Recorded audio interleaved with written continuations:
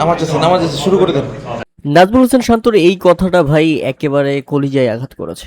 এই কথা শুনে সত্যিই ভালো লেগেছে এবং শান্তি অনুভব করেছি। তবে মনে হচ্ছে সাংবাদিকরা একটু বেশি করছেন, কেননা নামাজের আগে এত প্রশ্ন নেওয়া আসলে সম্ভব নয়। তাই তো এক পর্যায়ে নাজমুল হোসেন শান্ত বলেই ফেলেছেন, নামাজ আছে, তাড়াতাড়ি করেন। এদিকে বাংলাদেশের ক্রিকেটাররা মুশফিকুর রহিম, মেহেদী মিরাজ সহ অনেকেই, প্রায় সবাই নামাজের জন্য রেডি হয়েই অনুশীলনে এসেছেন। কিট ব্যাগগুলো মাঠে রেখে তারপর নামাজ শেষ করে অনুশীলনে ফিরবেন ক্রিকেটাররা।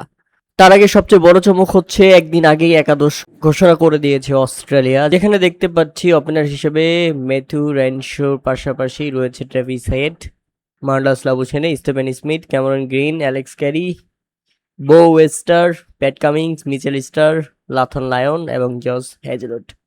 তাদের একাদশে শুধু এক পরিবর্তন, জ্যাক ওয়েথারল্যান্ডের পরিবর্তে ম্যাথিউ রেনশো। এখন দেখার বিষয় দ্বিতীয় টেস্টে অস্ট্রেলিয়ার বিপক্ষে বাংলাদেশ কেমন করে, যদিও এই মুহূর্তে ব্যাপক চাপের মধ্যে রয়েছে অস্ট্রেলিয়া। প্রথম টেস্টে হেরে যাওয়ার পর তাদের চোখে মুখে শান্তির ছাপ নেই, তাই চাপের মুখে অস্ট্রেলিয়া ঘুরে দাঁড়াতে পারবে কিনা সেটাই আমাদের দেখার বিষয়।